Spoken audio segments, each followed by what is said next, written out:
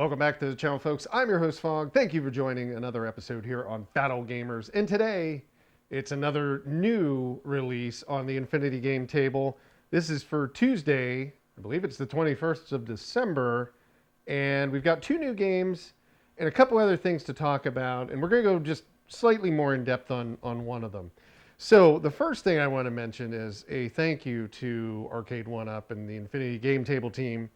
I don't know if they listen or watch these videos, but about 3 weeks ago, I had mentioned that the tablecloths just bugged me because whenever you would touch them, they would automatically disappear and go back to like, hey, choose your tablecloth.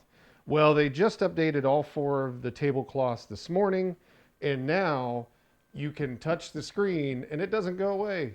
It actually puts a little X up in the corner, and that's how you get to the selection of different tablecloths, and that's for all 4: the holiday one, the Halloween one, the DC Comics one, and the original tablecloth. You can choose any of these, and yeah, you don't have to. You can put a coffee mug down, and if your finger touches the screen or your cat jumps up on here, the tablecloth doesn't disappear now. So I know Maxwell House, one of the viewers here on the channel, had mentioned that he wanted to see the tablecloth be more of the option of backgrounds and things like that. Well, they didn't get it that far, but we did get something for it, and I think we both agree the tablecloths are nice. It's just they weren't really set up correctly or in a way that was usable and would be there for the visual effect. So, thank you. I think that was great on the Infinity Game Table team to do that. So, looking at the 2 games that came out this week. Well, one's a game, again, one's an app, more or less.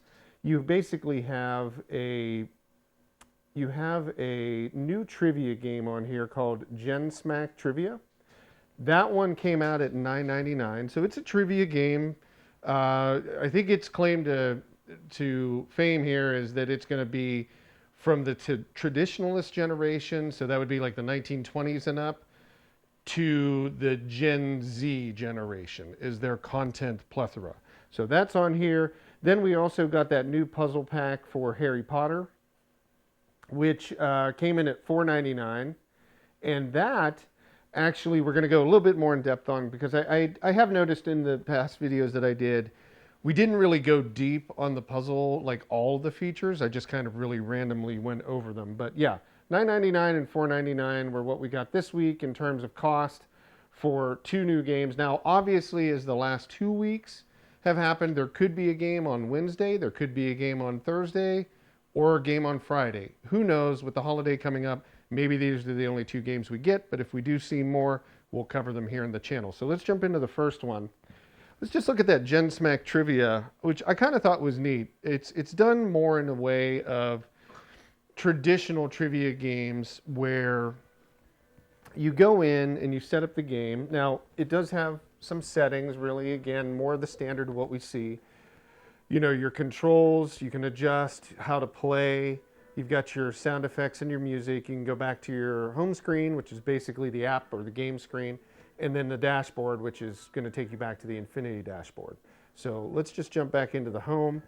You can save games, which is nice. So you're doing dinner or something like that, taking longer, you want to pause it, come back, you can do that. Throw a tablecloth on now and eat on top of the table because it doesn't disappear, who knows. So if we go into play, we just do the standard of like dragging your character. I'm going to drag that one over there, and then we'll drag one to the end here. So you can have 6 people playing. And the table basically is set up so everybody can sit around it. I see my stuff, purple sees their stuff on that side, pink sees it down here on the end. You can choose what generation you are. So I'm Gen X, and we'll say we've got a boomer, and we'll say we've got a Gen Z player over here. Now the way the game works is it'll determine who's the first person to play. So pink, I think that's our boomer is the first person to choose here. So they choose a card based upon, age groups or whatever you want to call that. So you have traditionalists, you have boomers, and it even tells you the years. Traditionalists would be like 22 to 1945 is when you were born. 1946 to 64, Gen X myself, 65 to 80, Millennial, 81 to 96, and then 97 to now would be the Gen Z. So we'll just choose Gen X, for there. So I'm the trivia master. It would be the person on this side, this direction, is the trivia master. So I hold the answers. You could even use your little hiding card to do this. Essentially, what California rap group counted Dr. Dre, Eazy-E, and Ice Cube as members? So that is for this player over here that is answering currently. So how this would work, you can do a hint, but your points are going to go down. So if they don't know, then their points are going to go down a little bit. But if they choose the correct answer, they get X amount of points, plus they get a credit for a Gen X answer. If they choose wrong, so we'll just choose wrong here, the person on the other side gets a chance to steal or pass. So the next player gets that. So, and that would be go around for the X amount of players you have. So we'll say steal, and they're going to go, okay, it's, God, who was that? Dr. Dre, Eazy-E, Ice Cube. That was NWA, right? So they're going to hit correct, and NWA is the answer. So they got a point, plus they got that generation credit, right? They got actually 2 points. No, 3 points out of 20. 20 is to win. 3 points, plus they got the credit for the generation. So then, when you hit continue, it goes to the next player, which would be our Gen Z player over here, I think we chose. So then they even can go through and pick theirs. So if they want an easy one, they would pick like, hey, the Millennial, all the rage in 1994, when it was released, what was this product called? Fruitopia, which I don't even know this myself. So the Trivia Master has now shifted, right? It's the boomer that we had down here on the end. So all of that's moved around. Again, the Trivia Master can preview the answer, kind of hiding it.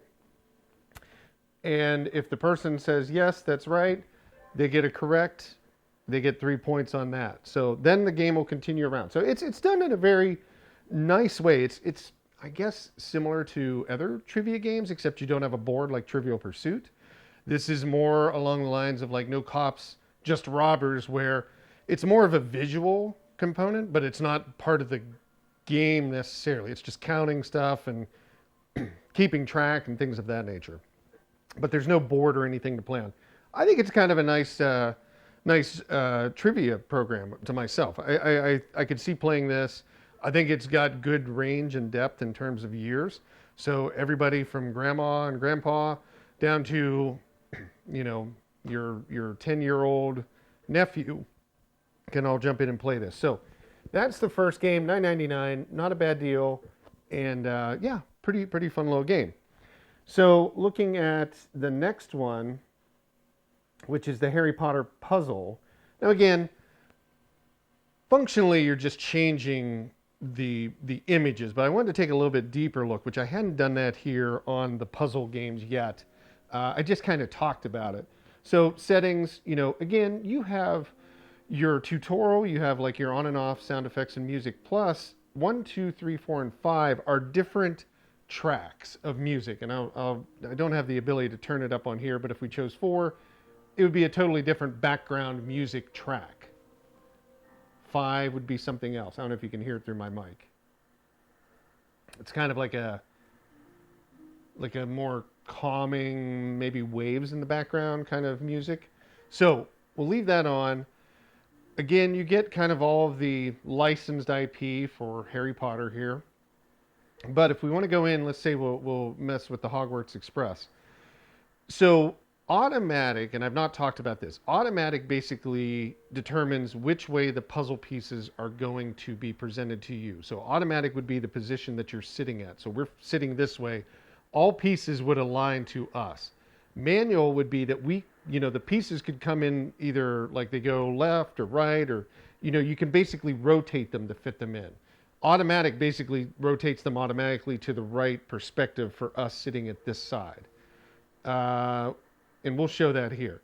So again, we've talked about this, but you can have varying degrees of difficulty all the way up to 529 pieces, I think it is. But we'll just do 16 on this one. So we'll hit start. And now we have it in manual. So when we drag a piece here, we can click on it to maneuver it around. So this is a little bit more, I guess, adding to the difficulty of putting the puzzle together. Now, we talked about where you can hit the eye and you can kind of see what it looks like prior to putting pieces on, and you can start to see them form together. The other thing we can do to make it a little bit more accessible is we can hit this red kind of puzzle piece icon. That puts us in a scenario where we only see the pieces that would go to the edge. So that makes it a little bit easier. And let's see here. We need to find an edge piece. So let's look for a corner piece first. And yeah, it does change it up a little bit in terms of how much more difficult it is when you've got to like rotate the pieces on your own. But we can just drop that one up here. So you can see we've dropped that up here, different color. We can start to build out the puzzle from that point moving forward. And again, we are working with something where it's, we're having to rotate. Where'd that piece go? The pieces to fit correctly. So now we've got this piece going right here, and now it's colored in.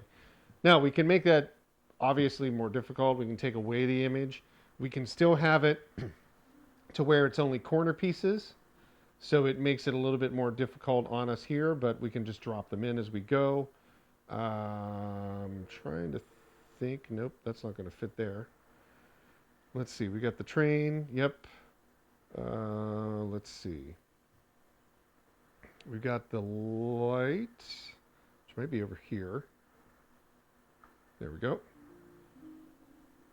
We'll add a little bit more in here. We'll try to get just a little bit more added on to have some of this discussion here. We can hide that like we've discussed before. Oh, I think we might have a piece hidden here. There we go. Drop that in. Is that going to be... Nope, that's not that one. It's not that one. That's going to be further up. Oh, that's right. We're just dealing with edge pieces. I'm being a little silly here. I was thinking, why can't we find any pieces in the center? Because you're not going to have that when you're going through and doing it this way. So let's see. Maybe this fits there. Yep. And then this might fit here. And then we'll flip that one around, drop it in here. And there we go. So now we've got all the edge pieces. So now what we can do is go back into our menu. We can hit the other one, or, flip it over to the center pieces, and now we get those items that we can look at, right? So now we can find the rest of it. Maybe. Maybe not. There we go. And the reason why, there is a reason why I'm going to do this and finish this puzzle out here for us. There we go. And the last piece. So we're going to see the confetti fly because we were able to do this. But the next thing that we can do is we can also view this in a way that we can manipulate the image. So we can expand it out if we want to see more detail in it. We can move it around. We can, size it way down to make it smaller. So you can really see kind of what the image has if you open up the camera. I guess that's a camera that they're showcasing there. So that just gives you an idea. You can pause it as well. So if you were worried about your time in completion, you could pause it to be able to go grab a drink or something like that. You can also shift up your pieces. If they're sitting over there, you can kind of randomize them so you get a different view. And then also you can get hints. So if you hit the light bulb, it'll automatically place a piece in for you in the correct position. So help you out in an area where you're struggling. We've talked about the backgrounds as well. You can change those up as you want. So all of the puzzle play apps or games, they all have these same features. It's just the images for the IP that changes. So that's a quick look at that, a little bit more in depth. We'll go ahead and quit out of here. And then the final thing that I wanted to talk about, we had mentioned it in the last video, was the Candyland in-app purchase. So this is actually their first attempt at including something you could buy within Candyland instead of buying it through the store in the front. So I went in and bought the, I guess it's black to color or black and white to color mode. So you can see it's purchased. So if we start a game, we just drop 2 characters in here. We'll make the computer one of them. We'll hit play. And then you can oh, actually, sorry, right then and there is where you were supposed to choose that. I did that wrong. Let's back out real fast. You can't change the rules once you've started playing, so we have to go back to the dashboard. Not the dashboard, sorry. You have to go back to the beginning of the app. And right when you're choosing your characters, you have to decide if you want to add any different rule sets in. So we'll go ahead and do that right now. So if we go in and play, we choose our 2 characters, make one a computer, we go up here, we can set the rules, the house rules, and the one that we paid for here is color mode, and we'll start the game now. So now color mode's enabled. There's a couple other ones in there, and with this, it's basically just a different way to play Candyland. It fills in color as you go forward. So, you know, something more visually impressive. So we'll just move one of our characters here. You'll see it's all black and white on the table, and we get to move to a yellow. Now as we move, it all fills in with color. So that's basically what that DLC or in-app purchase was for, is just to be able to play a little bit different way. As the map you go further up will fill in with color, and it looks just, you know, kind of more interesting, I guess, to players of the game. You don't have to be just a child to play Candyland, but you know, majority of players probably played it when they were a child. Let's just say that. So yeah, you can see the next one, a couple more squares will get filled in with color, and it's just as you go through the map. So just wanted to show that. It was kind of interesting that they added in-app purchase into the table. I thought it was something interesting on my end. So that's it, folks. I think we'll see if there's any more games this week. Who knows? There could be. But if not, this will be an impressive selection of content for people to open up on Christmas Day if they're getting their table. If you already have your table, obviously you've been playing around with it. But I think I am going to do one video that'll come out Friday that will be like, hey, here's the top 5 games to play that come with the table, and here's the top 5 games to buy beyond the point of what came on your table. So that'll just be based upon my opinion. Everybody can have their own. When you see that video go up, definitely throw in your comments for your favorite games, and that'll help folks that are just getting the table get an idea of what's available to play and what they should check out first. Otherwise, again, appreciate all the support. Hope everybody has a great holiday. If you haven't, give us a follow, give us a subscribe, depending upon where you're watching. We'd love to have you come back to the channel and continue to see like every game that we talk about that comes out for the table. Get an idea of what they're like before you purchase them, or just get an idea in general of what the table's like before you purchase one of the tables. The other side of it is definitely give a like, get more visibility on these so other people can see these and check out the games before they buy them, or just check out the games that are available. We'd love to get more exposure for the table, because the more we do, you know, obviously the more games will get put on the device, and it's a great little thing to be able to play around with. I enjoy it a lot. The family does as well. And then also in the comments, as I've said, definitely leave your opinions, leave what you like, leave what you dislike, all down there, because more than likely developers are watching, and the table manufacturer is watching as well, since they've implemented something. Now, it could have been just coincidence. They implemented the holiday or the tablecloth thing, but we did mention it like 3-4 weeks ago here on the channel, and lo and behold, they fixed it exactly the way we had talked, which is great. And I think it's going to be something that everybody will enjoy a little bit more, being able to use the table as a table, but still have something cool on it and not worry about it disappearing every time they touch it. So, not saying we did anything special, but I'm happy that the developers and the Arcade1up folks and the Infinity Game Table folks are checking out videos and hopefully taking feedback to make this device the best it can possibly be. It's very fun. So appreciate everybody watching. Thank you again, and have yourself a great holiday. Thanks again, folks. Bye-bye.